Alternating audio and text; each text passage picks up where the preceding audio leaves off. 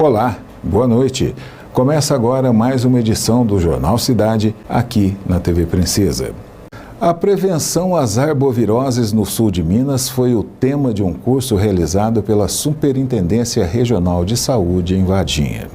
50 cidades da região sul-mineira estiveram representadas num encontro em Varginha, com o objetivo de preparar os municípios para o enfrentamento das arboviroses com a chegada do verão 2025. O último cenário, o último período sazonal, nós tivemos um cenário epidemiológico crítico, a pior epidemia de dengue da história.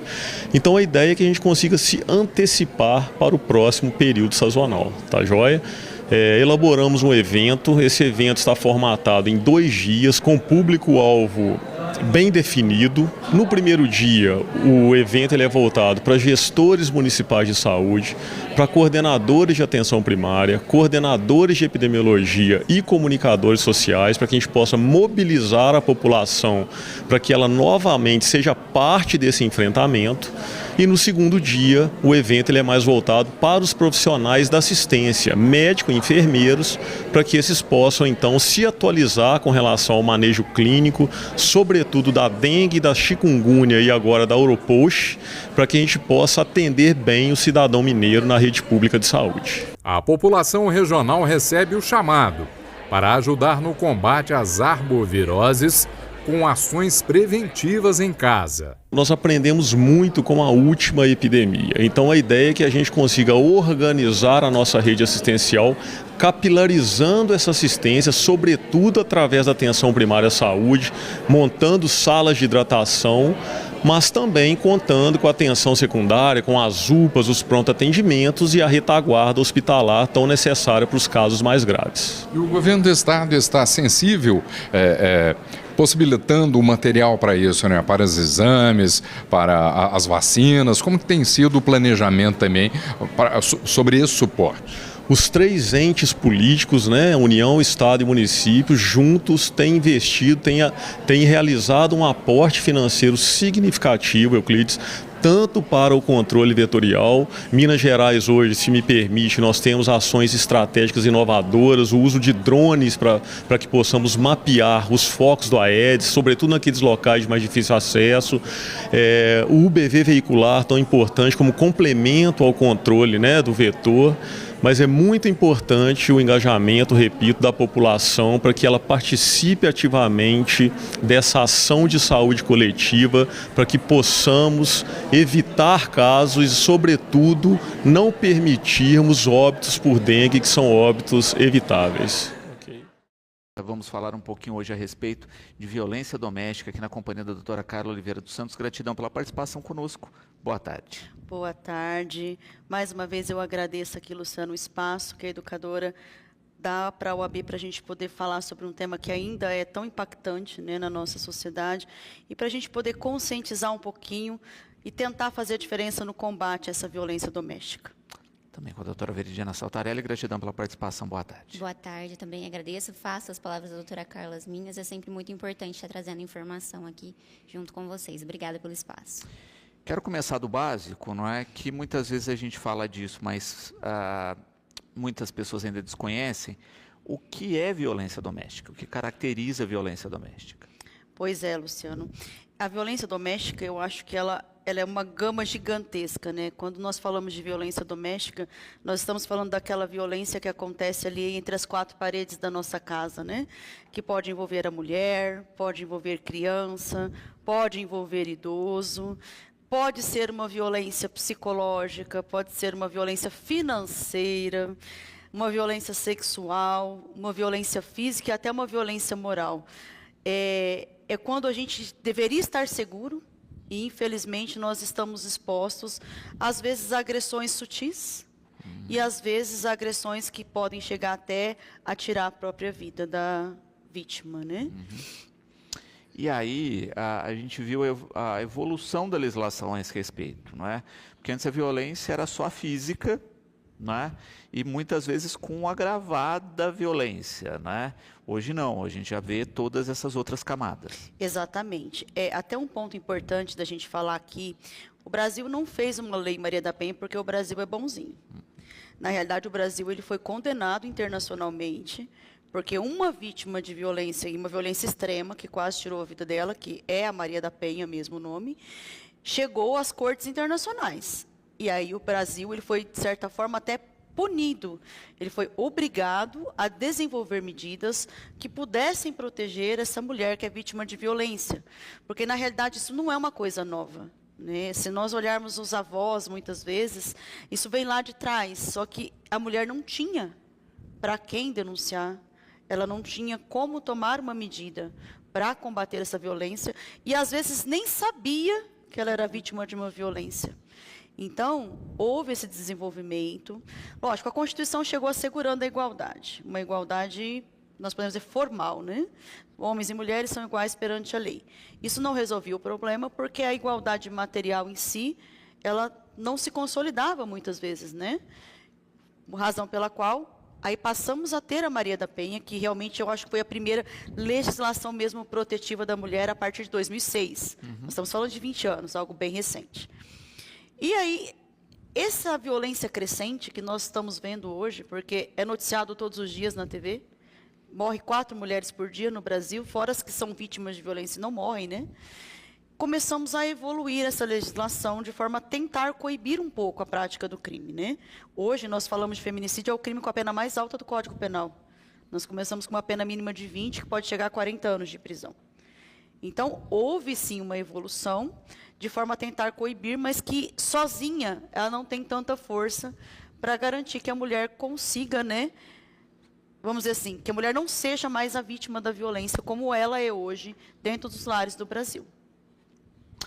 E é interessante quando a gente fala especificamente do caso Maria da Penha, né, que, né, apesar de toda a visibilidade que o caso teve, da lei que foi gerada, etc., a gente teve recentemente um documentário produzido baseado em laudos falsos, né, tentando desconstruir toda a história, como se a legislação tivesse errada no país e como se essa mulher tivesse fraudado a violência que ela sofreu. E, na realidade, isso acontece todos os dias, essa tentativa de descredibilizar a palavra da vítima, né?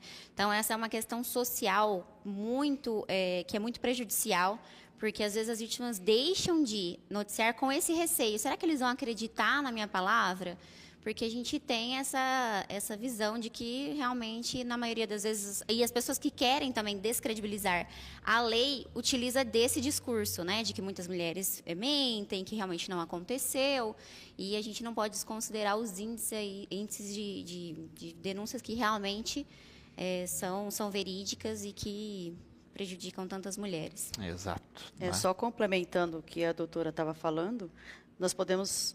O Data Senado publicou dados recentes, foram 3.700.000 denúncias só no ano de 2025 de violência doméstica. É um número extremamente alto, que não pode ser ignorado. E às vezes gera dúvida, né? Olha, de fato, cresceu essa violência ou, por se ter visibilidade agora da legislação, das ações, as denúncias estão sendo feitas, né? Sempre onde a gente fica na dúvida. O Data Senado, até eu não vou me recordar o nome da responsável, né? Pelo 180, porque também isso foi divulgado no site, quem quiser até pesquisar o site do Senado, ela fala que realmente havia uma subnotificação, e eu acho isso consequência de várias situações. Por exemplo, hoje se veicula mais os canais de denúncia. Às vezes a mulher não tinha um canal de denúncia, ela não conhecia, ela não denunciava. E o aumento que ela percebeu não foi um aumento da violência recente. O aumento de denúncia de pessoas que estão sofrendo violência há 5, 10 anos. Então, muitas vezes havia essa subnotificação realmente. Seja por desconhecimento da mulher, seja por falta de confiança. Porque eu falo assim, a mulher está muito frágil quando chega num momento de fazer a denúncia. E ela se questiona, vai resolver? E a gente... Qualquer coisa que acontece assim, às vezes a gente tem que judicializar alguma coisa, mas nossa, mas vai resolver? Tem um trabalhão, será que vai dar certo? E a mulher, ainda mais uma mulher fragilizada, que às vezes está ali há 5, 10 anos num ambiente de agressão, é óbvio que ela se questiona se isso vai mudar alguma coisa. E nós temos também um fator importante nessa questão da crescente aí dos índices, de que antigamente a gente não tinha um crime próprio. Então, ficava ali dentro do homicídio, né? Então, hoje a gente já tem o feminicídio, nós já temos leis próprias que também fazem com que a gente consiga visualizar melhor esses índices, o quanto eles estão aumentando também. A própria lesão corporal hoje, quando ela é praticada contra a mulher, ela já tem um tipo penal próprio.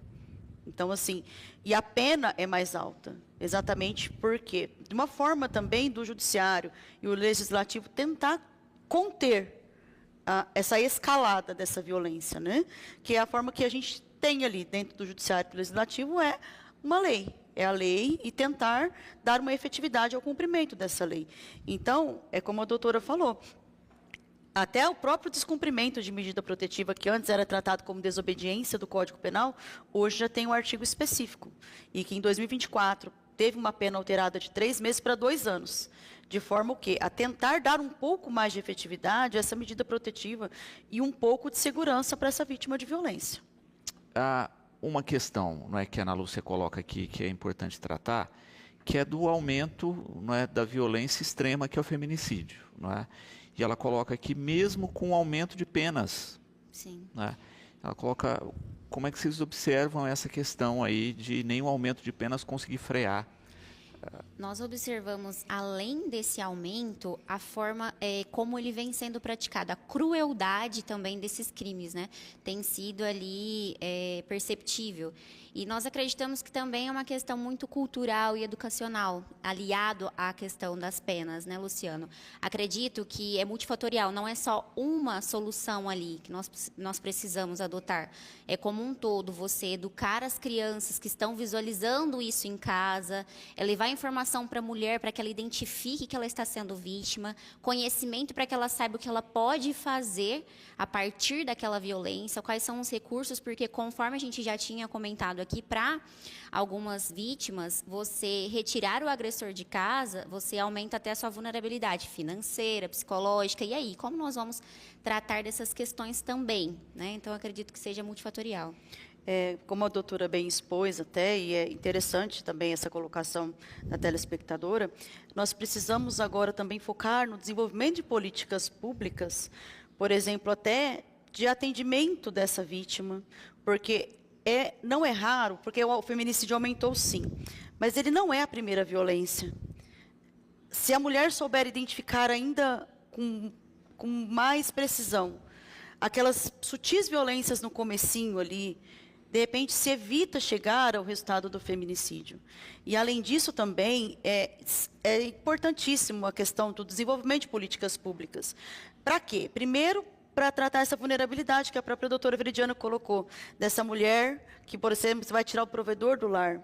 Então, tratar essa vulnerabilidade, às vezes ajudar essa mulher a reconstruir uma carreira profissional, a questão do auxílio aluguel para ela poder ter condições de sair da convivência do agressor, e também muitas vezes nós precisamos focar no tratamento desse agressor, porque às vezes essa violência ela pode estar vindo lá de trás, daquela criança que viu o pai espancar a mãe, cresceu acreditando que isso era normal, e que não vai adiantar você colocar essa pessoa numa cadeia e não tratar essa questão também. Então, nós precisamos fazer um combinado, e a Lei Maria da Penha é muito boa, porque ela prevê essas medidas, tá? Elas estão previstas, mas nós precisamos agora buscar junto ao município, ao Estado, formas de dar efetividade, políticas públicas eficientes que possam auxiliar juntamente com o aumento das penalidades, que também, pelo menos por hora, vai tirar esse agressor do convívio, né?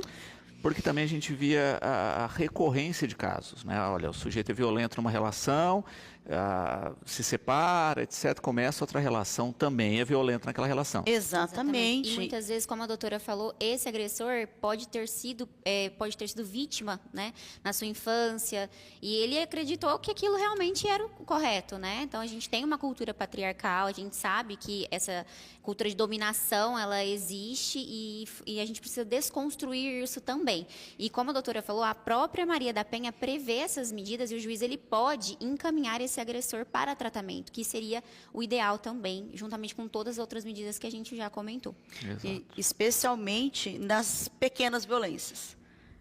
não esperar chegar no grau absurdo do feminicídio. Fazer Porque de fato um exatamente, por exemplo, teve uma ameaça, teve uma lesão corporal, olha, por que não me encaminhar esse homem, essa mulher, para identificar, lógico, também para se fortalecer, para saber como agir, e por que não esse homem para a gente identificar, poxa, qual é a razão dessa violência?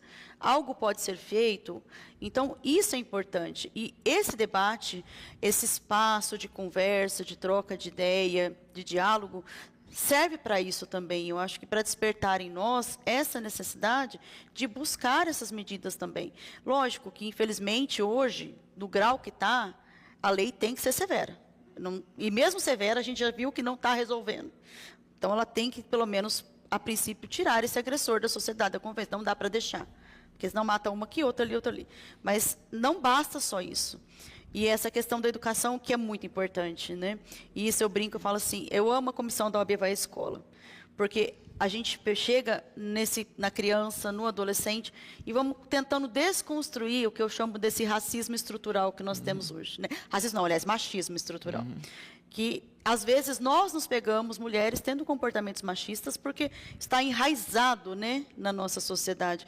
E dá trabalho desconstruir esses conceitos. E eu acho que nós precisamos também, dentro da educação, dentro das escolas, começar a trabalhar essa desconstrução, começar a trabalhar princípios dessa igualdade material e desse respeito às diferenças. Eu acho que isso é o que vai fazer diferença daqui 10, 15 anos, porque eu sei que não vai cair de uma hora para outra, infelizmente, esses números que são astronômicos, mas que realmente não dá para resolver de um dia para o outro. E esses números também eu entendo que é até uma resposta ao movimento que vem sendo feito para desconstruir. Isso vai gerar uma resposta, ela tem sido negativa, então a gente precisa identificar ali o que pode ser feito, né, para a gente diminuir também.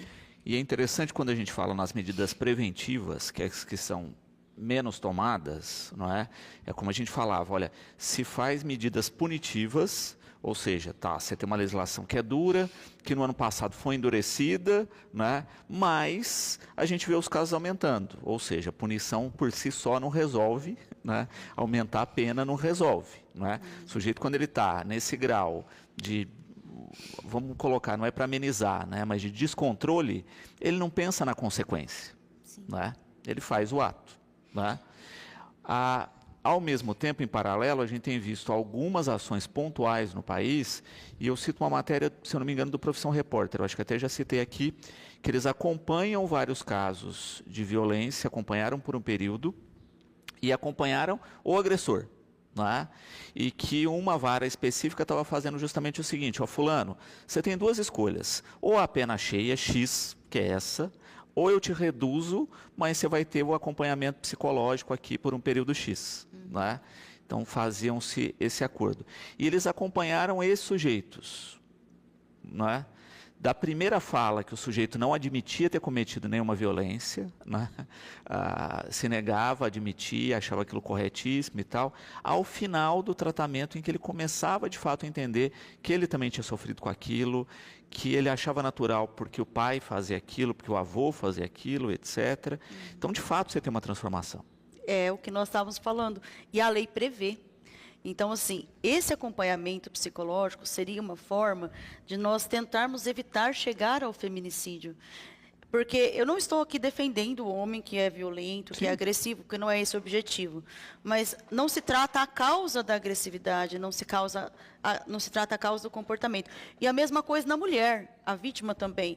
Porque muitas vezes eu falo isso, a vítima não reconhece que ela está sofrendo uma violência. Não, e a gente falava de reincidência. Às vezes ela entra em outro relacionamento que ela também sofre violência. Exatamente. E até por não saber, e também às vezes por ter essa vulnerabilidade e estar abalada psicologicamente e não conseguir se reerguer. Então é um ponto tanto de identificar quanto de saber ali como sair desse ciclo. Né? E é extremamente importante essa questão do agressor também, desse acompanhamento, porque você não vai parar de fazer aquilo que você acha que está certo. Né? Então é bem complexo. E fazendo um paralelo, não é, quando a gente fala da questão do abuso, em especial do abuso infantil. né? Quando a gente vê um caso, a mídia, os debates nas redes sociais são sempre os mesmos, né? Que é assim, punição, cadê o agressor, por que não tem pena de morte, piriri pororó e tal. Raríssimas vezes a gente vê alguém pontuando assim, tá, mas que atendimento está sendo dado para a vítima? Né? Porque aí a gente cai de novo no ciclo, né? Aí você vai ver a fundo, esse agressor, ele também sofreu na infância, ele está reproduzindo uma coisa lá, e que se a gente não faz o preventivo agora, talvez essa criança que está sofrendo vai praticar depois. Não, e exatamente. E hoje nós ainda temos mais denúncias. Já foi muito comum antigamente a criança não ser levada a sério. Então denunciar, falava assim, não vamos tocar para frente. Abafava. Eu acho assim, era vergonhoso. E se abafava, e essa criança crescia com aquilo, ainda achando que ela estava errada, porque ela tentou denunciar e não foi ouvida. E é muito triste, porque ele acontece, acho que em mais de 80% dos casos, dentro de casa, com um parente próximo. Então, assim, nesse ponto, tanto o tratamento do agressor, quanto a educação da criança, para ter confiança para denunciar, por exemplo, e até eu lembro que eu assisti um palestrante uma vez, e que ele falava assim, que não tem que ensinar os nomes florzinha, não, tem que ensinar a criança a falar corretamente o que aconteceu. Porque às vezes a gente floreia demais, e aí a gente não entende nem o que a criança está denunciando. É uma coisa até interessante que a gente nunca tinha pensado por esse lado, né? Então, assim, e é muito mais comum do que se pensa. Infelizmente, às vezes o padrasto faz e a mãe resolve fechar os olhos, ou é o pai que fecha os olhos para uma agressão da madrasta. É uma coisa assim que é absurda, a criança tinha que estar protegida ali, mas muitas vezes o mais absurdo é ela não ter uma rede de apoio para poder denunciar. Nós temos essa falsa sensação de segurança dentro do nosso lar, né? Então, muitas vezes, acontece com um padrinho, um tio, alguém que foi visitar, ou é um avô. Infelizmente, normalmente está ali dentro do núcleo, e essa é a maior dificuldade, porque a criança também tem uma afetividade por aquela pessoa, né? Então, para denunciar e tudo mais. Então, realmente, o ambiente ali, que deveria ser um ambiente seguro, acaba sendo ali um ambiente de risco. Recentemente também, né, foi instituída, aí a gente tem uma legislação mais específica sobre o chamado vicaricídio, né, que também incide aí dentro da rotina da violência doméstica. Primeiro vamos explicar, né, porque o nome não é muito comum. Pois é. Quando nós falamos de vicaricídio, né, o que foi regulamentado aí? Quando o agressor, para atingir a vítima, atenta contra a vida de pessoas importantes para ela.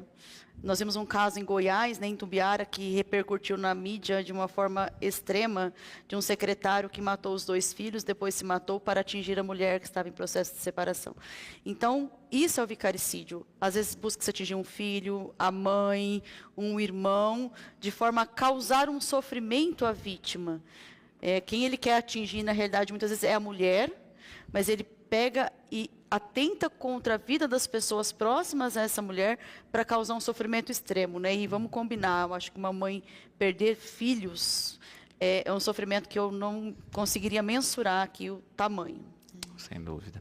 E lembrar que a lei vale nas 2 vias. Não, tem essa questão também. É lógico que a gente tem raríssimos casos que isso acontece, mas se acontecem, né, ela vale, porque também teve, né, a gente pega os discursos das redes sociais, que assim, mais uma lei, né, que não olha os 2 lados, não, essa... Sim, né? Por exemplo, se a mãe atenta contra a vida dos filhos para atingir o pai, ela também responde.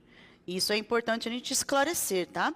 O importante é assim, o que distingue, vamos dizer, o que faz o vicaricídio ser um vicaricídio é isso. Eu atentar contra a vida de alguém próxima à vítima que eu quero atingir. É lógico, é como você falou, é muito menos comum, mas sim, uma mulher pode atentar contra os filhos, matar os filhos para atingir o pai? Pode. Eu lembro que era muito comum também o pai fazer isso para não pagar pensão. Né? Em muitos casos, o pai matava o filho para atingir a mãe e não pagar a pensão, que ele fala que ele não queria sustentar a mãe, como se a pensão de alguém sustentasse, né? Às vezes não sustenta nem o próprio filho, mas é que eu falo daquele machismo estruturado, né? Que a gente acha que está sustentando a mulher com um meio salário mínimo, por exemplo. Não sustenta sequer o filho. Exato. também, não é? A gente falando desses dados, da questão educativa sobre a violência, de compreender, de entender todas essas facetas, a gente tem um dado que é complexo, que é isso, né? Olha, as violências, a gente está falando aqui da doméstica, mas a gente fala também dos abusos, englobando aí, acontecem no lar, é lógico, não é? E é lógico que a rede de apoio tem que estar fora dessa estrutura, não é? Porque como é que a gente vai fazer prevenção e informação num local que é justamente onde o problema acontece? Então, muitas vezes a gente vê um discurso muito contrário à escola fazer esse papel, as outras estruturas sociais fazerem esse papel. Mas, gente, como é que eu combato uma violência que é doméstica dentro de casa? E muitas vezes, Luciano, a escola é o único lugar em que vai ser falado, porque nós sabemos que existe muita omissão, infelizmente, de muitas famílias sobre o tema, seja por questão de desacreditar realmente no crime, ou por questões religiosas, enfim. Nós sabemos que existe. Então, é importante a escola também assumir esse papel, sabendo que pode ser, aí, às vezes, o único meio dessa comunicação. E, como você falou, esse discurso contrário, ele só prejudica, né, todo o combate que vem sendo feito, que precisa ser preventivo. E começa aí com as nossas crianças, né, porque realmente elas podem estar presenciando isso em casa, sendo vítimas, e não conseguindo ali um ambiente para fazer essa denúncia, ou apoio para fazer essa denúncia. E aí a gente tem o papel dos professores, eles são realmente muito importantes nesse cenário. É isso. E é interessante também, né, quando a gente entende toda essa gama, de começar também a sensibilizar toda a estrutura da sociedade, não é? Não, exatamente. Vamos desde o espaço religioso, no sentido de, olha, a gente teve várias denúncias de pessoas falando, olha, o líder religioso acobertou a violência que eu sofria, né? Talvez não é hora de informar também esse espaço religioso, essas lideranças terem informação para saber acolher, encaminhar e não encobrir mais, mas tomar as atitudes que a lei manda? Então, eu acho que esse assunto, ele cabe em todos os setores da sociedade. A pessoa tem que encontrar dentro daquele setor social da vida dela, seja da religião, do trabalho, um espaço seguro para fazer denúncia. Eu vejo que isso está sendo muito mais desenvolvido na parte, por exemplo, da delegacia da mulher. Hoje, as mulheres, elas procuram mais. E muitas vezes elas nem procuram para denunciar. Pelo que nós estávamos conversando ontem na conferência, elas procuram para entender se aquilo que acontece com elas é ou não é, por exemplo, uma violência. Porque é como a gente comentou ontem, às vezes a violência é muito sutil. É aquele marido que não deixa a mulher passar um batom, a mulher não pode usar um perfume, a mulher não pode usar um esmalte, ela não pode usar determinado tipo de roupa. E muitas vezes a mulher entende isso como um comportamento aceitável, é algo normal, é um excesso de zelo, quando na realidade não é. Então, ter espaços onde a pessoa tenha voz, seja na questão da religião, seja na questão do ambiente de trabalho, ele é extremamente importante. E no caso da criança, é essencial que a criança encontre apoio com alguém. Se for da família, melhor. Mas, acima de tudo, que quando ela denunciar, ela seja levada a sério também. Porque eu acho que o maior erro, muitas vezes, é a gente ignorar a denúncia, né? A gente vê quantos casos foram ignorados aí e que depois acabaram em morte de crianças por abusos físicos, acabaram em gravidez de crianças que já tinham denunciado um abuso sexual e que simplesmente não foram ouvidas. Então, nós precisamos preparar as nossas famílias e as escolas também, porque as escolas, elas fazem um bom trabalho. Eu sei porque eu estou sempre ali na questão da OAB Vai à Escola, e como os professores têm sido zelosos em observar, em orientar, inclusive é o que faz eles chamarem a OAB para ir à escola. Olha, nós estamos verificando essa ocorrência, vamos falar sobre isso. Então, é um papel social. Eu tive uma experiência pessoal uma vez na vara criminal, ainda há um tempo atrás. Eu fui acompanhar um menino, uma criança, que foi testemunha de um processo criminal, onde o coleguinha relatava os abusos. E a mãe tinha prestado depoimento também, não poderia acompanhar. E você percebia como que é frágil aquela criança para partilhar aquilo ali. Então, e se ela não tivesse encontrado o apoio para denunciar aquela agressão que aquele coleguinha partilhou com ela na escola, aquele coleguinha talvez iria continuar sendo vítima.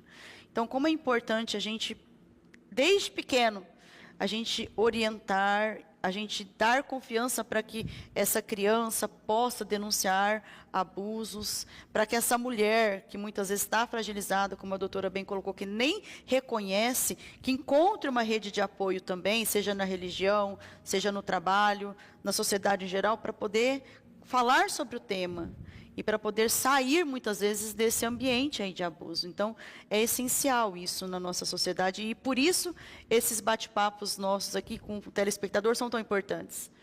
Porque eu posso fazer a diferença na vida de alguém que é vítima, quando eu oriento essa pessoa. Eu posso fazer a diferença quando eu denuncio a violência. Então, todos nós também temos um papel nessa questão do combate à violência doméstica. Outros pontos aqui, né? Primeiro, das ferramentas já existentes, né? Uma que evoluiu também nos últimos anos, ano passado, né, com aprovação, ano passado ou esse ano, que foi a tornozeleira eletrônica, também como medida protetiva. Exatamente. Esse ano, agora em 10 de abril, foi regulamentado de uma forma até mais específica, porque hoje, ao colocar a tornozeleira no agressor, essa mulher vai receber um dispositivo, um aplicativo, e esse agressor, se ele invadir o perímetro determinado na decisão judicial, isso já vai tanto alertar a mulher quanto alertar as autoridades. É uma forma de tentar dar um pouco mais de efetividade a essa questão da medida protetiva, porque muitas vezes ele passa em frente da casa da mulher, do trabalho, tentando encontrá-la, e se ele invadir esse perímetro, automaticamente ele já vai estar descumprindo a medida protetiva, vai responder também pelo descumprimento com um agravamento de 1/3 da pena. Então, assim, eu sei que não é uma solução imediata, mas são formas de, enquanto a gente não consegue desenvolver essa política pública mais efetiva, de pelo menos dar proteção a essa mulher, né? Ela vai ser alertada com mais rapidez, com mais tempo de reação, e a autoridade policial automaticamente também é relatada e vai, pela geolocalização da tornozeleira, ela já pode fazer a abordagem através da viatura mais próxima desse agressor. Muito bom. Ferramentas que a gente tem localmente, por exemplo, como o botão do pânico, né, também auxiliam muito nesse processo. Quando a vítima ela vai até a delegacia, que ela faz as medidas protetivas, ali elas já orientam, né, como que é feito o uso desse botão do pânico. Ela vai colocar ali qual que é a sua residência, se ela trabalha, onde ela trabalha, e quando ocorrer, se acontecer, né, a aproximação desse agressor, ela vai acionar, só que nesse caso ela tem que acionar o botão do pânico, e a guarda municipal ela vai receber esse acionamento, então ela já tem ali no cadastro quais são os endereços, né, prováveis de estar. Então, ela consegue fazer também essa denúncia um pouco mais rápido, porque, como a doutora mencionou, às vezes a vítima ela não tem tempo hábil para fazer uma ligação, para responder ali algumas perguntas que às vezes acabam até demorando um pouco mais. Então, para ter esse tempo de reação, é muito importante esse botão do pânico. Então, assim que é feita a medida protetiva, aqui em Batatais, na Delegacia da Mulher, elas vão receber essa orientação de utilização e é bem efetivo, é bem importante. E um outro fator importante também, Luciano, que é interessante a gente ressaltar aqui, a mulher tem direito de ser atendida por outra mulher na Delegacia da Mulher. Ela pode exigir o seu direito de ser atendida por outra mulher. Até porque eu acredito ser muito desconfortável falar para outro homem, especialmente certos tipos de violência que a mulher é exposta. Acaba causando uma revitimização dessa mulher. Então, a lei já prevê isso. E isso pode sim ser exigido, e se não for cumprido, pode ser denunciado, isso é muito importante.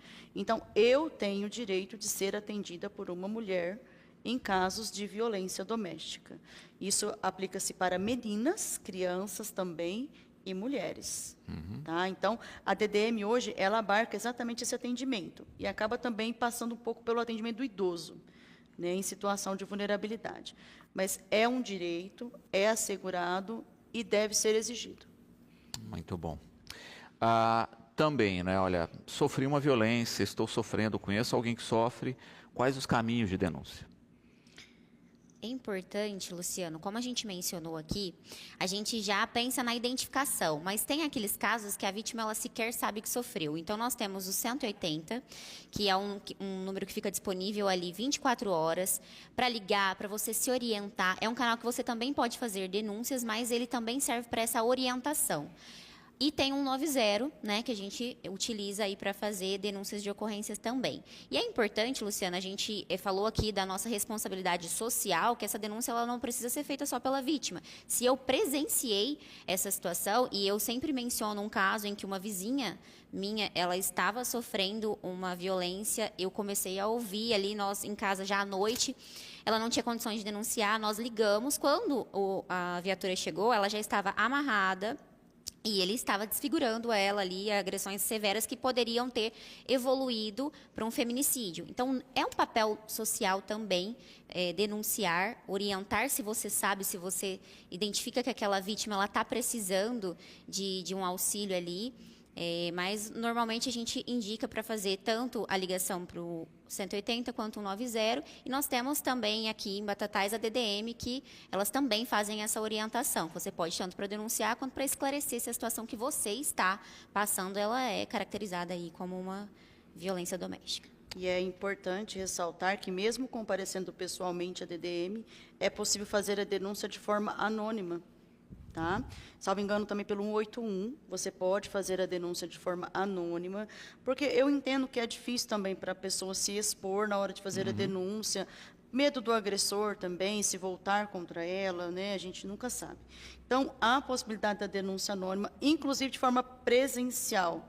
Você pode explicar o que você está vendo acontecer, o que você está ouvindo, indica o endereço, indica quem seria a vítima e o agressor, e a sua identidade é preservada. E isso é importante por quê?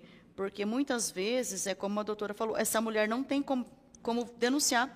O marido, às vezes, tirou o celular dela, quebrou o celular dela, não deixa ela sair. Eu tive um caso que, na época, eu até fiquei horrorizada, porque um antecedente de um réu que eu atendi pela assistência, ele colocava fios de energia nas portas e nas janelas da casa quando ele saía. Porque se a mulher tentasse abrir, ela tomaria um choque. Então, assim, são situações extremas e que, infelizmente, existem. A gente acha que parece ficção, né? Mas existem. Então, por isso que, às vezes, a denúncia anônima ela é importante. Porque, às vezes, essa mulher ela quer denunciar, mas o marido tira dela todos os meios e ela não consegue denunciar. Muito bom. Doutora, gratidão pela participação aqui conosco, fica sempre o convite e esperamos, né, nos próximos papos a respeito desse assunto, termos dados melhores do que se tem hoje. Não, com certeza. Eu acho que esse espaço de conversa e todo esse trabalho que está sendo desenvolvido aí de conscientização, que nós vemos hoje muito mais presente, nós esperamos que isso realmente surta um efeito, né, e dê um impacto positivo, e que a gente possa, amanhã ou depois, não precisar de ter uma legislação específica para cuidar desse tipo de violência, porque ela não mais, para que ela não mais ocorra, né? Eu acho assim, quando a gente precisa ter uma lei específica de um feminicídio, isso indica que a coisa está muito ruim. Então, nós esperamos assim que comecem-se a colher os frutos dessas conscientizações, desses debates, e que se desenvolvam políticas públicas efetivas para garantir à mulher uma segurança maior na sua vida. Doutora Veridiana, gratidão pela participação aqui conosco. Em seu nome, agradecer também a toda a OAB, sempre aí por nos atender tão bem junto às comissões. Agradeço, Luciano, como a doutora Carla falou, o espaço que vocês sempre cedem para pautas tão importantes, e nós nos colocamos à disposição para tratar aí de forma preventiva do tema e, com certeza, ter ali um índice menor nas próximas, se Deus quiser, né, para a gente estar falando de uma situação que está reduzindo e não aumentando, mas nós estamos sempre à disposição para tratar do tema e agradecemos o espaço que vocês sempre nos dão. A prevenção aos acidentes do trabalho é um item primordial para qualquer empresa. Durante toda esta semana, 3 secretarias estão promovendo um seminário no Capitólio que trata exatamente sobre o assunto. A CIPAT é uma importante aliada dos servidores na prevenção de acidentes e doenças ocupacionais. A semana é dedicada às demandas atuais, com palestras que abordam temas contemporâneos. A CIPAT ela foi feita a semana interna E o que acontece? A gente vai fazer uma prevenção sobre acidentes de trabalho. E esse ano a gente visou bastante essas nossas palestras, foi feito com muito carinho. Nós vamos ter hoje assédio sexual e assédio moral. Amanhã nós teremos mais sobre a parte física. Na quarta, sobre inteligência artificial. Então a gente tentou pegar vários assuntos que estão hoje em dia, né, em tona, e às vezes a gente tem dúvidas, porque depois das palestras a gente vai fazer aquele momento em que o pessoal pode tirar dúvida. E a gente espera que o pessoal compareça, né, e estamos bem felizes por enquanto com a adesão. Eu achei interessante você falar, porque esses assuntos são assuntos que muitas vezes, né, pode realmente trazer prejuízo para o trabalho ou ajudar no trabalho, como a inteligência artificial. Então, quer dizer, é uma forma realmente de cuidar aí do servidor.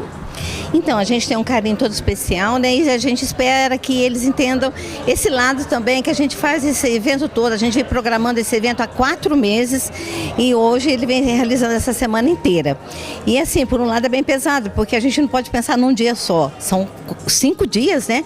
E que nós teremos aqui várias palestras, no total de 10 palestras, que ela ocorre só na parte da manhã. O secretário de Saúde abriu oficialmente a CIPAT e falou da importância da semana de eventos, dedicada à prevenção da saúde física e mental dos trabalhadores. A CIPAT, essa semana da CIPAT, que é a Semana Interna de Prevenção de Acidentes de Trabalho, de Doenças Ocupacionais, é realmente para trazer esclarecimentos, retirar as dúvidas e trazer as informações nos avanços na tecnologia, mostrando que nós temos hoje vários argumentos e várias situações que podem ser evitadas para que a pessoa tenha uma saúde durante o seu trabalho adequada e digna do seu trabalho. Sim, é importante, né? O evento vai ter, serão bastantes palestras, a participação de todos, né? É importante para garantir aí, a segurança também, né, no trabalho. Sim, essa semana será repleta de eventos, de atividades, nas quais estarão levando conhecimento para as pessoas, orientações, e realmente o intuito e o objetivo maior é evitar o acidente de trabalho, evitar as doenças ocupacionais que tanto prejudicam o trabalhador, tanto na saúde física quanto na saúde mental. As secretarias envolvidas são a de Saúde, Educação e a Secretaria de Obras no apoio. As atividades vão até a próxima sexta-feira. Vamos de tempo? Previsão do Instituto Climatempo para amanhã em Varginha de um dia de sol com possibilidade de chuva de manhã em temperaturas entre 18 e 27 graus. Com informações do Centro do Comércio de Café e da Bolsa de Valores, Mercadorias e Futuros, confira como ficaram os preços da saca de 60 quilos do café arábica na região e no Mercado Futuro. O café tipo 6 fechou o dia valendo R$ 1.507. O tipo 7, R$ 1.451. No Mercado Futuro, a cotação fechou em baixa. A saca de 60 quilos vale $301,05, baixa de $6,05. Neste domingo foram definidos os 4 primeiros classificados para a próxima fase do Campeonato Municipal de Futebol entre Bairros, o Bairrão 2024. No estádio Nego Horácio, o Petrópolis garantiu a vaga com a vitória de 3-0 sobre os meninos da Vila. E o Vila Murad passou pelo Inter nos pênaltis por 5-4 após o empate em 1-1 no tempo normal. No campo da Semel, a equipe da Vargiana venceu a Fúria por 1-0 e carimbou o passaporte. Com o empate de 3-3 em tempo normal, o Imaculada superou o São Sebastião por 3-2 nos pênaltis. Confira mais informações sobre as oitavas de final do Bairrão. Nós tivemos aqui, né, os resultados, aqui no estádio Nego Horácio, o Petrópolis venceu o Meninos da Vila no primeiro jogo, às 8 horas, né? E logo após teve Vila Murad e Inter, terminou 1-1 no tempo normal, e depois nas penalidades o Vila Murad teve a vaga garantida ganhando de 5-4. Aqui na Semel a gente teve o primeiro jogo onde o Vergiana ganhou de 1-0, né, da equipe do Fúria, às 8 horas aqui na Semel, e às 11 horas outro jogo terminou empatado 3-3, foi para cobrança de pênalti, e aí a equipe do Imaculada conseguiu a vaga vencendo por 3-2, né? E a rodada da próxima semana, que continua sendo ainda o mata-mata, onde acontece as rodadas no Nego Horácio, a gente vai ter Tom e Country às 8 horas contra a Portuguesa, Mascatim versus Aliança às 10 horas, Canaã e Chiva às 8 horas aqui na Semel e finalizando a rodada, Sion versus Eliana às 10 horas também aqui na Semel. Lembrando que esses horários foram mudados devido ao pedido das equipes, porque está muito quente, muito calor. Atípico esse final de semana que teve, né, uma chuva aí, graças a Deus. Porém, se acontecer novamente esse clima bom, mesmo assim vai ser mantido os horários que foi mudado. Aí a gente já tem 4 equipes classificadas, né, que é o Imaculado, Petrópolis, Vergiana e o Vila Murade, aguardando agora essa próxima rodada que a gente mencionou para poder definir os outros 4 para continuar no mata-mata. E lembrando, né, as equipes aí que a gente fez a mudança do horário para tentar atender todo mundo, principalmente também os torcedores que gostou do horário, que foi mais cedo, liberou mais cedo e todo mundo almoçou mais cedo. As próximas vagas serão decididas no domingo com os seguintes jogos. No estádio Nego Horácio tem Town Country e Portuguesa às 8 da manhã, Mascatinho e Aliança às 10. E no campo da Semel, o Canaã enfrenta o Chivas às 8 da manhã e o Sion pega o Eliane às 10 horas. A competição é realizada pela Prefeitura e Semel. Você pode sintonizar a rádio e a TV Senado ao vivo, também na internet. Anote o endereço www.senado.gov.br. Rádio e TV Senado na internet www.senado.gov.br. O Colégio Ateneu está distribuindo 1000 bolsas de estudo para os cursos supletivos de primeiro e segundo graus. Não perca tempo. Adquira já seu passaporte para um ótimo emprego. Informações: Rua Barreto Leme, 1515, das 8 às 22 horas. Hoje estou aqui na Garden Decore Verde. Passo horas admirando tudo de lindo que eles têm em decorações, jardinagem. Quer deixar sua vida mais bonita? Vem pra cá. Uma infinidade de plantas, flores, vasos. Aceita um café? Claro, obrigada. Esse é o tratamento especial que recebo sempre quando venho aqui. Avenida Ana Luísa, número 54. Fone Zap 3661-0471. Visite nosso Instagram, Garden Decore Verde. Entra lá e descubra promoções exclusivas. Palavra da Lisandra. Mais vida na sua vida. Tem pra Garden Decore Verde você também. Do mini maternal ao ensino médio, o Colégio Crescer é referência no ensino de Batatais e região. Material didático constantemente atualizado, equipe de professores engajados, ensino humanizado baseado na tolerância, no respeito e com alta aprovação nas melhores universidades. Eu quero crescer. Eu também quero crescer. Escolha crescer você também. Avenida 9 de Julho, 599, 3662-6680. Eu também quero crescer. Colégio Crescer, 30 anos. Educando para a vida.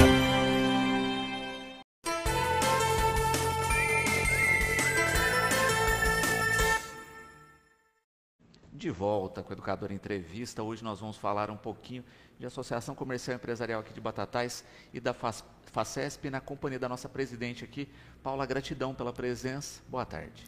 Boa tarde, Luciano. Boa tarde a todos que estão nos assistindo. É sempre um grande prazer estar aqui com vocês. Também converso aqui com Ari Russo, representante aqui, vice-presidente da FACESP. Ari, gratidão pela participação aqui, por poder recebê-lo aqui no programa. Boa tarde a você, boa tarde a todos os telespectadores e agradecer esse espaço democrático que você nos cede nessa belíssima tarde na nossa querida e abençoada Batatais. Ari, quanto tempo já aí junto à FACESP? No dia 31 de março, próximo vindouro, eu faço 30 anos de FACESP, 30 anos de voluntariado. Muito bom. E acho que as pessoas não têm a dimensão do trabalho da FACESP, né? Elas ficam muito próximas da sua associação local, etc., mas muitas vezes não entendem o quanto não é essa estrutura que interliga, pontua, faz essa diferença. Na verdade, assim, nós trabalhamos em rede. Né? Hoje nós somos 420 associações comerciais no estado de São Paulo, mas estamos presentes em 85% dos municípios paulistas. Por quê? Porque muitas entidades, muitas das nossas entidades, têm cidades vizinhas menores que não têm associação comercial e que são atendidas, por exemplo, aqui, vizinho aqui, Ituverava, Igarapava atende Buritizal, né, por exemplo, e assim vai no estado inteiro. Então nós somos 420 associações comerciais que compõem a Federação das Associações Comerciais do Estado de São Paulo e 350 mil empresários associados.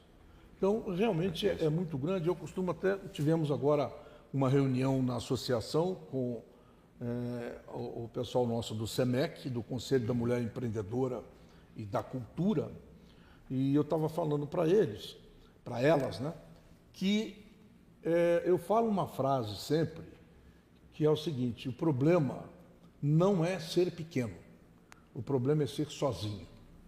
E nós não somos sozinhos, nós fazemos parte de uma grande rede interligada e com uma força muito grande no interior de São Paulo. E também, quando a gente fala assim, São Paulo é o maior estado do Brasil.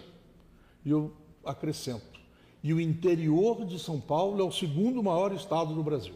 Exatamente. Porque as pessoas não imaginam a pujança desse interior de São Paulo. Tá? Eu vou falar para você uma coisa, eu conheço bem o interior de São Paulo e estou impressionado de chegar em Batatais, cidade que eu já tinha vindo, e encontrar uma TV, desde 90. Exato. Não é? Um estúdio com essa dimensão, com esse cenário todo. Quer dizer, isso é o interior de São Paulo, né? Essa riqueza de informação, essa riqueza de conhecimento, né? E o conhecimento, você como jornalista, você sabe, o conhecimento ele só vale a pena se você compartilhá-lo, né?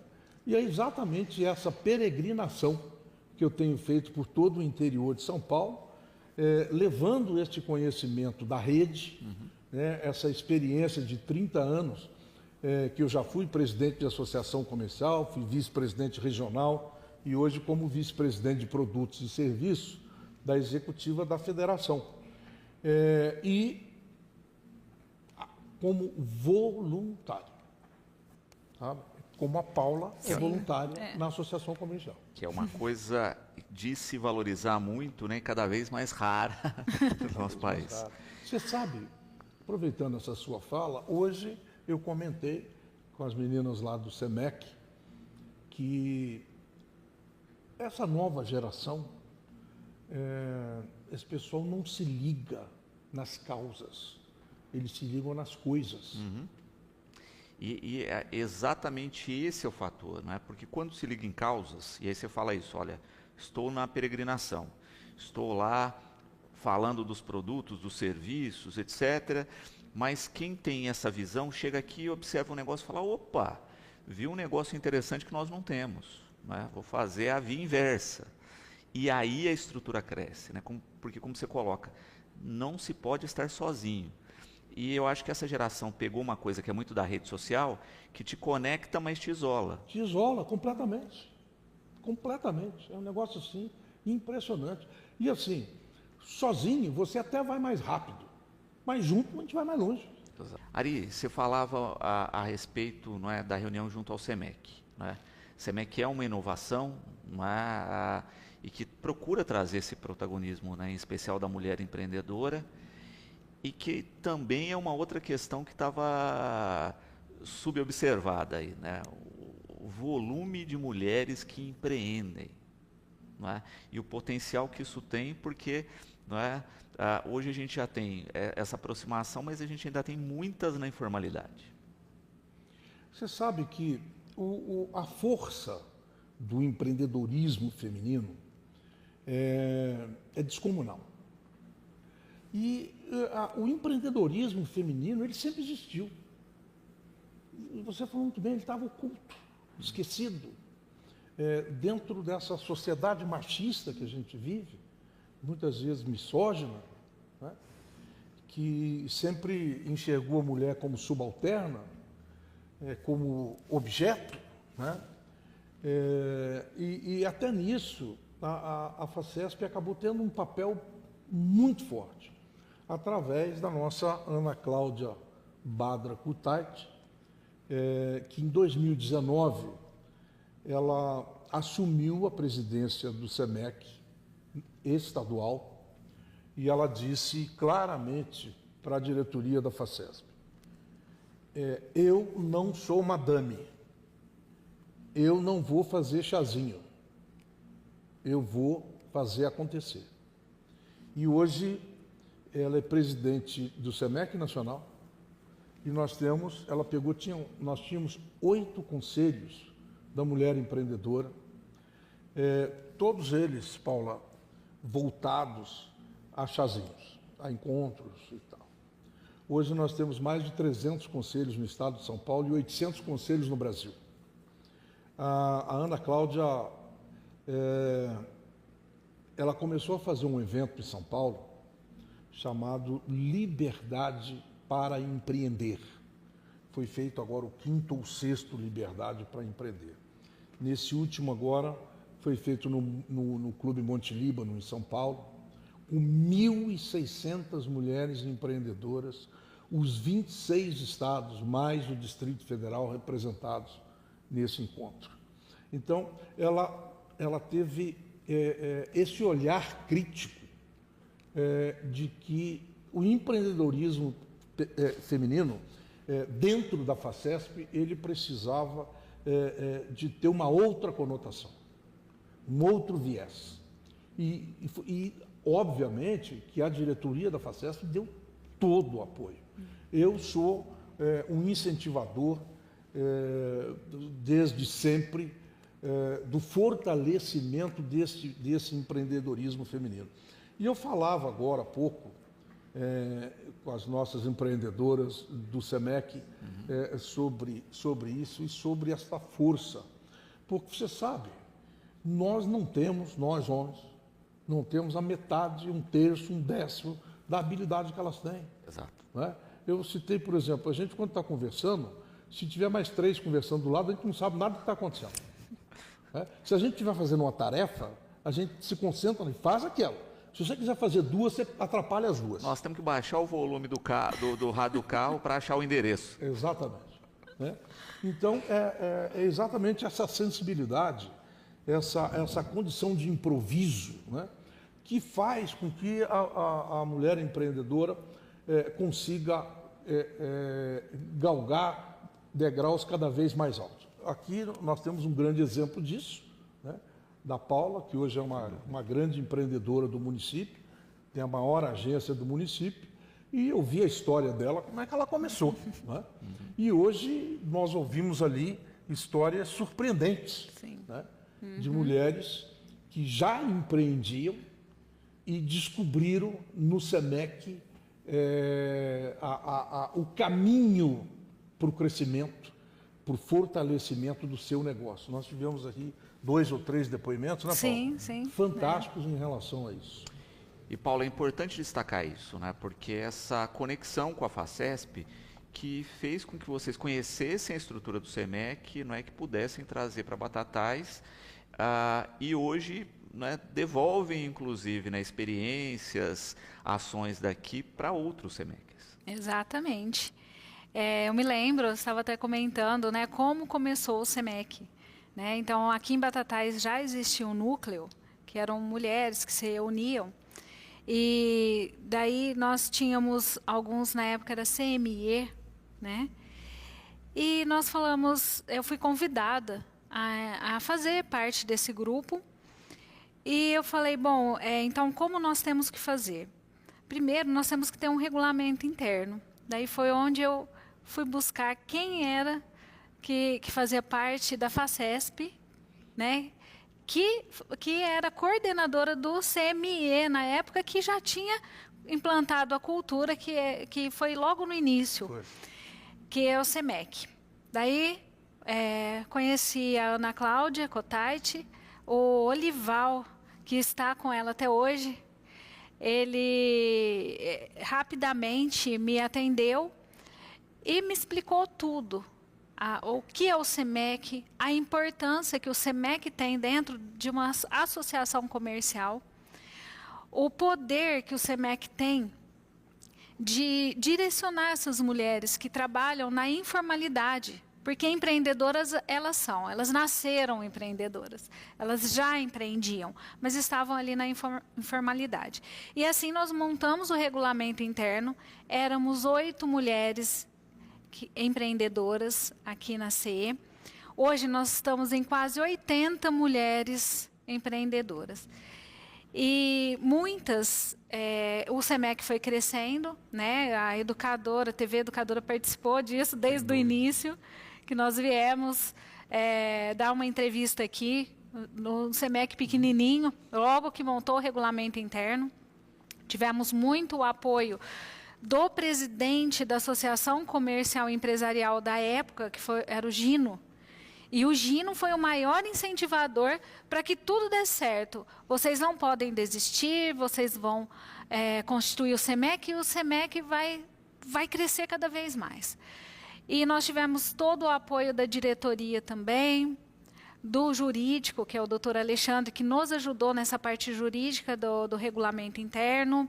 Depois veio o Enio como presidente, que apoiou também o SEMEC. Eu entrei para a diretoria da ACE, na época do Enio, para representar as mulheres da diretoria, que era constituída somente por homens.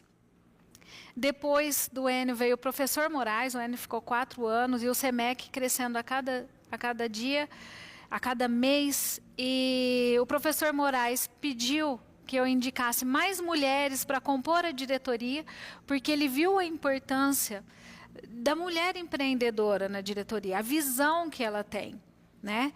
Porque eu acho que assim, a mulher, muitos homens falam, a mulher quer conquistar o mundo, a mulher quer subir em cima do homem, acabar com o homem, né? Não, gente, nós queremos unir, nós queremos união. Quando nós temos uma cabeça de um homem pensante com uma cabeça de uma mulher, um homem mais prático ali, a mulher mais detalhista, você consegue construir um grande projeto.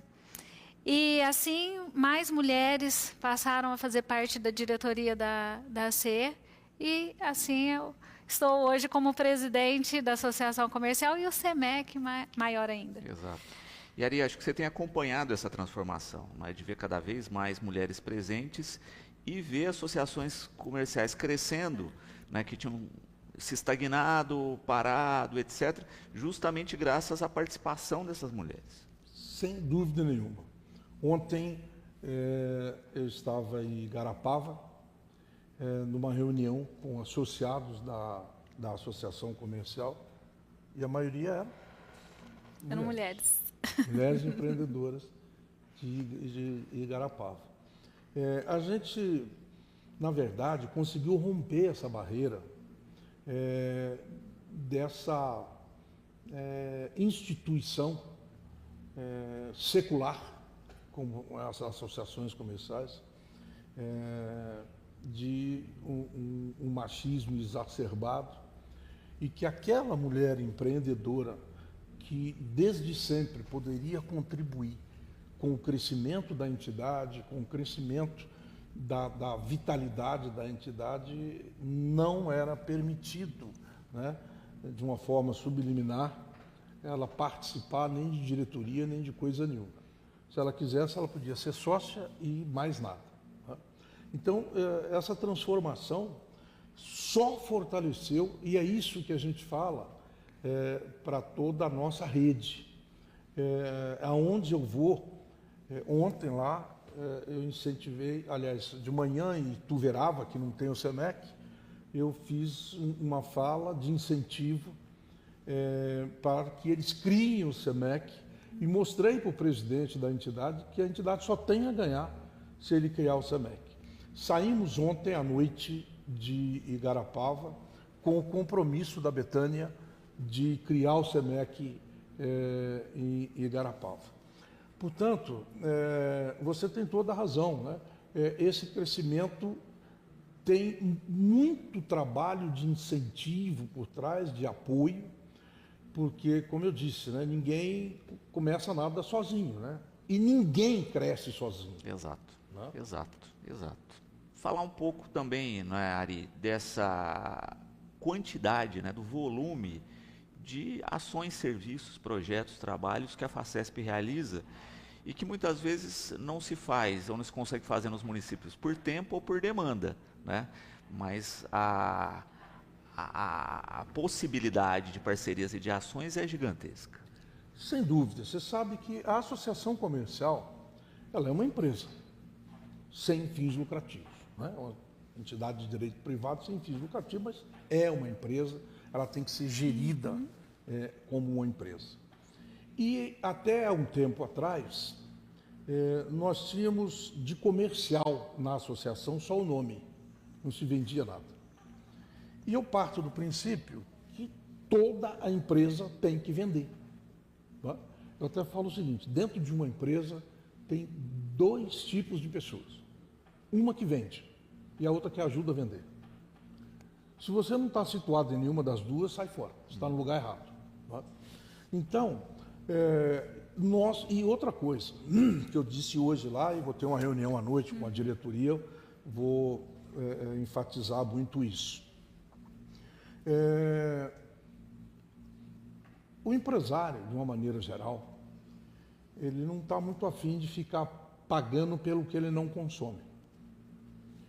Então, nós estamos buscando alternativas, porque ainda, e não é o caso de Batatais, mas ainda muitas entidades da nossa rede sobrevivem apenas e tão somente das mensalidades que os associados pagam. E isso é algo em extinção. Pode demorar 10 anos, 15 anos, e nós estamos buscando alternativas para isso, quando a gente traz as soluções empresariais e coloca à disposição das nossas entidades. E de uma forma, todos os produtos e serviços que a Associação Comercial de Batatais disponibiliza para os seus associados é um serviço, não é da FACESP, não é do parceiro, é da Associação Comercial. Todas as nossas soluções começam com AC, de Associação Comercial.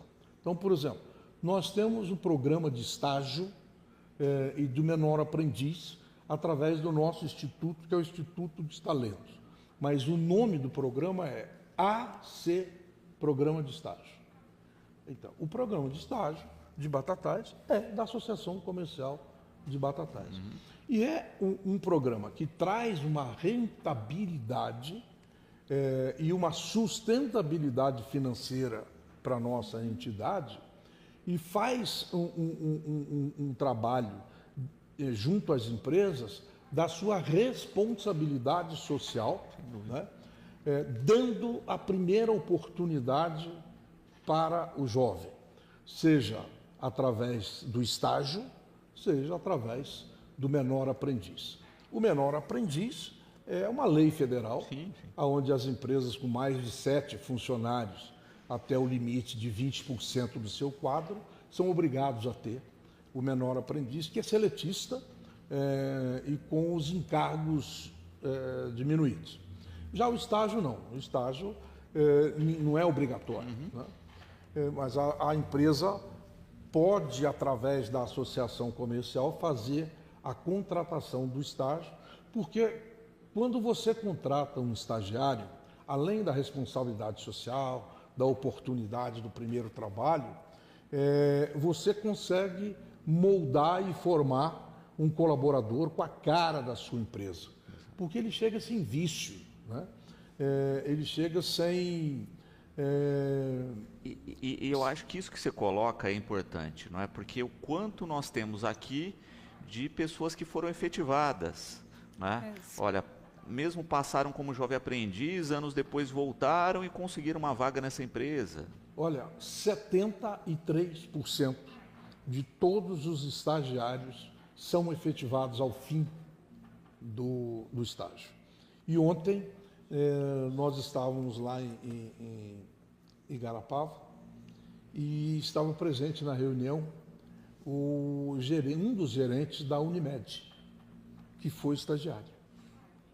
E deu depoimento lá, que ele começou como estagiário na Unimed, mas ele é um dos gerentes da Unimed.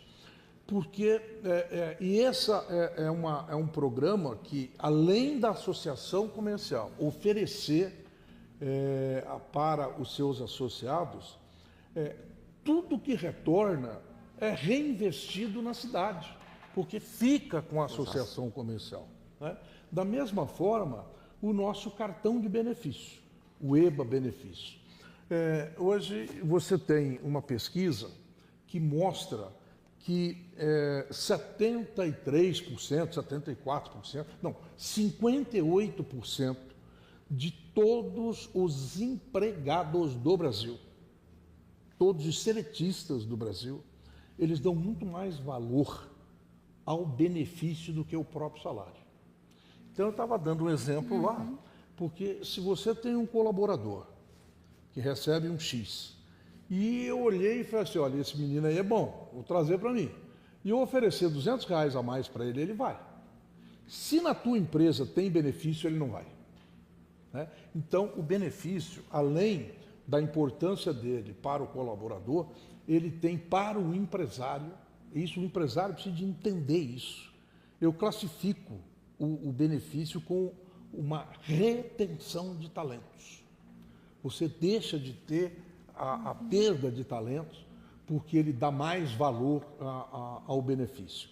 E a Associação Comercial de Batatais coloca à disposição dos seus associados um cartão de benefício extremamente inovador.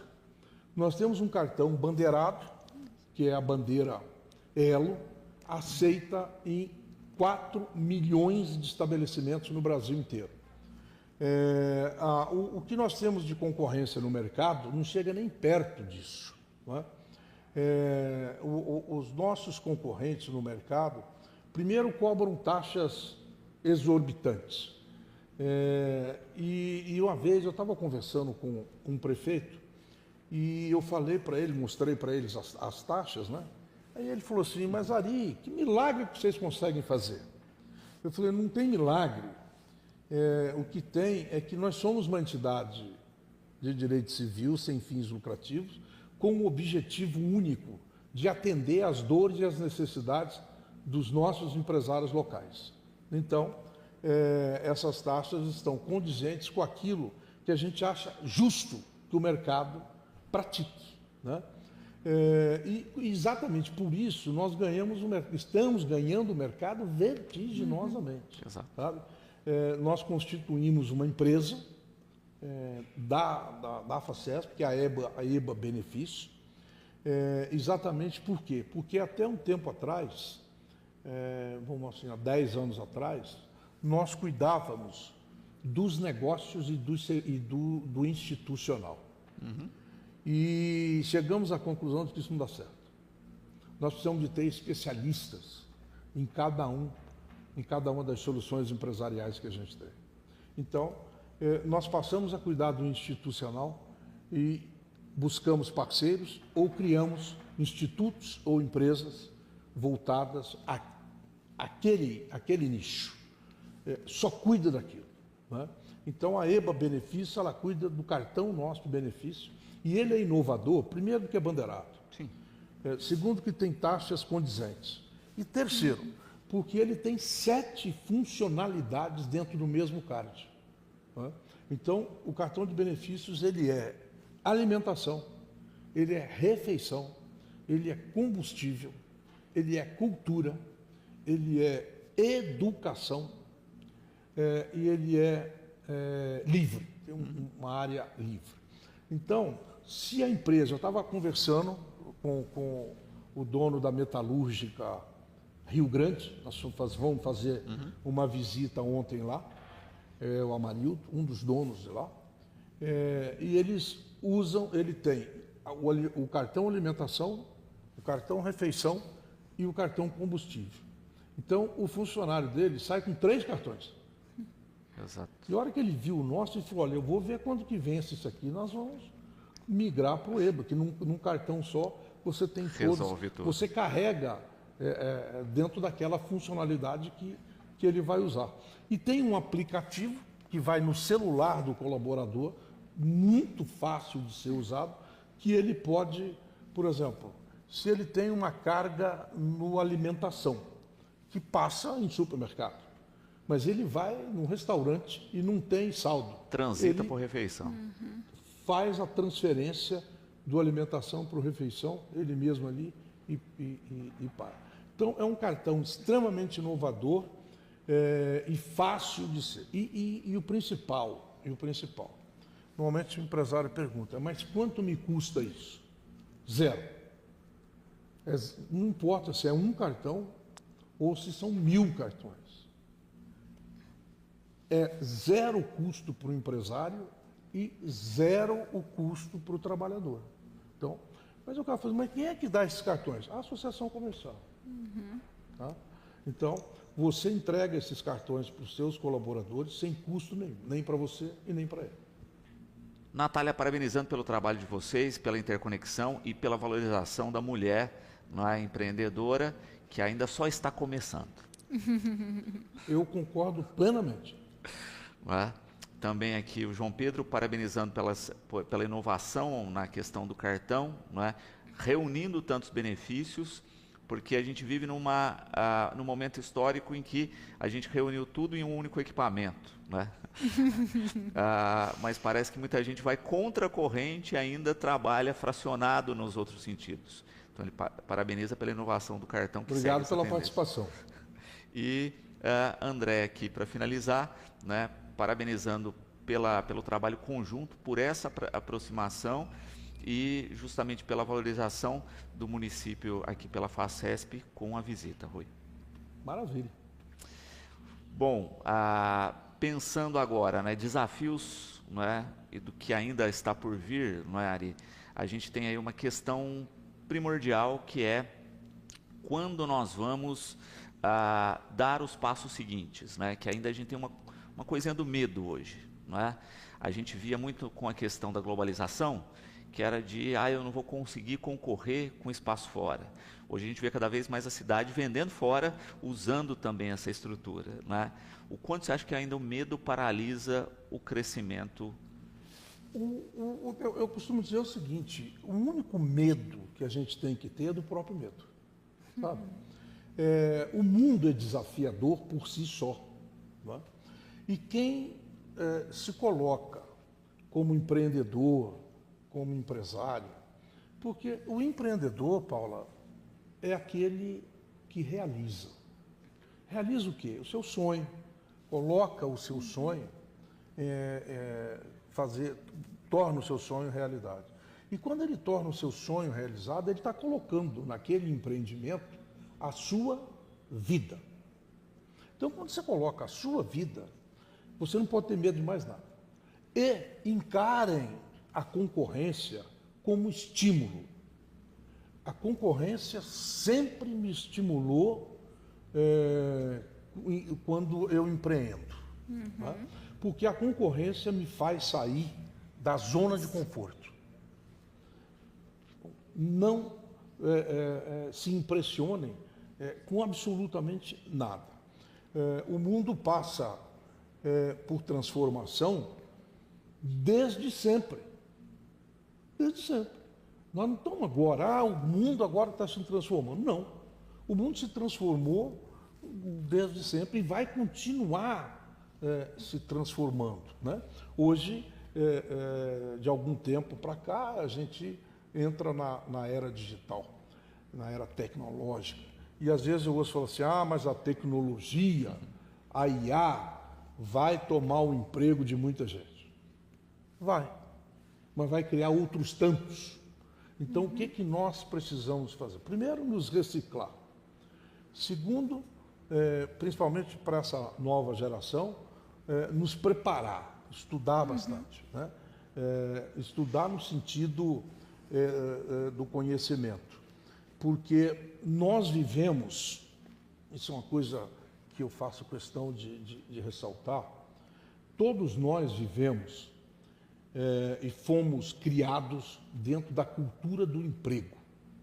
Os nossos pais diziam o seguinte: meu filho, estude bastante, se prepare e arrume um bom emprego. Meu filho, estude bastante, se prepare e passe num concurso público. Quando nós devemos falar para os nossos filhos: meus filhos, estude bastante, se prepare e monte o seu negócio. Seja independência, crie a sua independência. Porque a visão empreendedora, aliás, eu não sei se você sabe, eu sou apaixonado por um projeto que tem dentro do Sebrae, e eu dissemino esse projeto com todos os prefeitos que eu converso, eu falo sobre esse projeto, que chama JEP, Jovens Empreendedores Primeiros Passos. Esse projeto ele começa no primeiro ano do ensino fundamental e termina no 9º ano do ensino fundamental. Então é um projeto de 9 anos, e essa garotada, eu falo para os prefeitos o seguinte: implante o projeto na sua cidade. Sabe por quê? Porque o dia que você implantar isso, você vai estar contribuindo para mudar uma geração inteira. Porque hoje, até para que você tenha um bom emprego, você precisa de ter visão empreendedora. Exatamente. Isso, sem dúvida. Paula, como é que estamos de agenda ainda hoje? Tem mais algumas ações? O que vai ser desenvolvido? Sim, hoje nós vamos visitar a Cachaça Sozé, né, que é a cachaça sustentável e exporta, né, a primeira cachaça produzida em Batatais, que nos orgulha muito por uma mulher empreendedora, visionária e que buscou a primeira cachaça sustentável. E lá também, que trabalha lá, a maioria são mulheres, né? Na empresa, na cachaçaria. Então nós vamos visitar a Espinagro. Depois de lá, a incubadora de empresas, que a incubadora, ela está fazendo 22 anos esse ano. E ontem a educadora esteve lá também, né, nas nossas ações, que é um projeto que iniciou Associação Comercial e Empresarial, Prefeitura Municipal e Sebrae. E essa união deu muito certo, e aqui em Batatais já há 22 anos muito bem administrada. E a nossa associação é a gestora, né? Gestora, sim, a Associação Comercial e Empresarial é gestora da incubadora. E nós recebemos a visita da Secretaria de Desenvolvimento Econômico do Estado de São Paulo, né, de um representante da regional, né? E ele esteve aqui e ficou encantado e disse que essa incubadora é modelo. Então, assim, a incubadora realmente é muito bem administrada pela Associação Comercial e Empresarial. Depois de lá, nós temos reunião com a diretoria da associação. E daí terminam as atividades do Ari Russo aqui em Batatais. Ari, quero agradecer imensamente por dividir um pouco desse tempo conosco, né? Desejar muita energia aí na segunda fase aqui de atividades na cidade, e esperar sempre, né, que quando estiver aqui por Batatais nos visite, será muito bem-vindo. Eu que agradeço mais uma vez esse espaço, agradeço a Paula, ao André, a Andréia, e me coloco à disposição sempre para vir a Batatais, para vir à região sempre que for possível, sempre que for necessário, para compartilhar o conhecimento adquirido ao longo desses anos e ajudar naquilo que for possível fazer para o crescimento de Batatais e dessa região. Muito obrigado a você por essa entrevista, e eu saio daqui com muito mais conhecimento do que eu entrei. Muito obrigado. Paula, gratidão pela participação. Sabe que o programa e a emissora está sempre de portas abertas. Muito obrigada, Luciano. E com certeza a TV Educadora contribui muito para que possamos compartilhar, né, todas as ações, tudo que a Associação Comercial e Empresarial faz para os nossos empresários, né, e convido a todos que mulheres do SEMEC, mulheres que não fazem parte do SEMEC, mulheres que estão trabalhando na informalidade, procure a Associação Comercial e Empresarial, converse, bate um papo com a Elaine. Hoje nós tivemos 2 depoimentos maravilhosos de mulheres que não tinham MEI e que hoje estão até levando o seu produto e serviço para a região fora do estado. E também aos empresários que não são associados, venham conhecer a Associação Comercial e Empresarial. Muito obrigada por esse espaço. E a Festa das Nações de Varginha chega à 3ª edição neste final de semana, reunindo cultura, música e gastronomia internacional.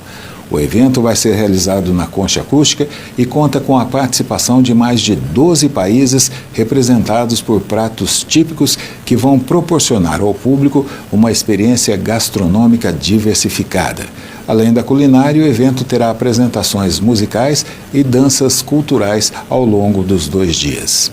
Essa é uma 3ª edição muito especial para a gente, né? A festa ela começou procurando viagens para fazer em outros países e me encantei com a culinária de alguns países e resolvi trazer um pouquinho disso aqui para Varginha. Então esse é o 3º ano, temos algumas barracas novas, algumas comidas diferentes nas barracas que a gente já teve este ano, teremos apresentações, bastante coisa nova. E quando que vai acontecer a feira, né? E qual vai ser o local? A festa ela acontece agora, neste fim de semana, dia 21 e 22 agora de março. Ela é das 10 da manhã até as 10 horas da noite, acontece durante todo o dia. E ela vai ser lá na Concha Acústica de Varginha. E quem quiser aproveitar pode ir lá para conhecer a culinária típica de outros países. Serão quantos países ali envolvidos, né, nessa questão da culinária e da cultura? Sim, pode ir lá dar uma passadinha, conhecer um pouquinho da culinária de diversos países. E este ano a gente vai ter mais de 12 países sendo representados. A festa, como você disse, né, vai ser aberta ao público e vai ter intervenções culturais também na Concha. Como é que vai funcionar? Sim, ela é aberta ao público, não tem custo nenhum, qualquer um pode entrar. É uma festa aberta para toda a família, para todas as idades, e teremos diversas apresentações de música e dança acontecendo durante todo o dia. Jornal Cidade é uma produção da Central de Jornalismo da Rádio Braz.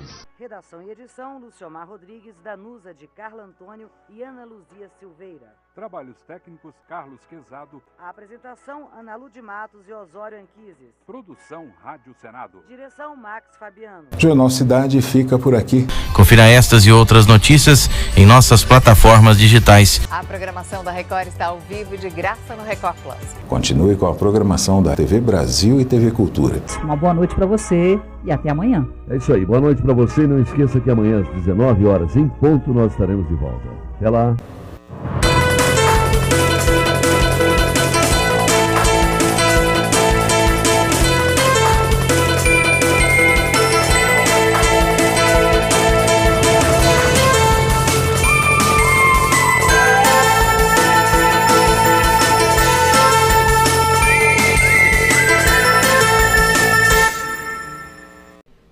Produtos do Pai Eterno cada vez mais perto de você e de quem você ama. Imagens, terços, CDs, medalhas e demais produtos você adquire pelo site ou pelo telefone de forma fácil e segura. E uma dica importante: todos os produtos têm esse selo holográfico que comprova a originalidade.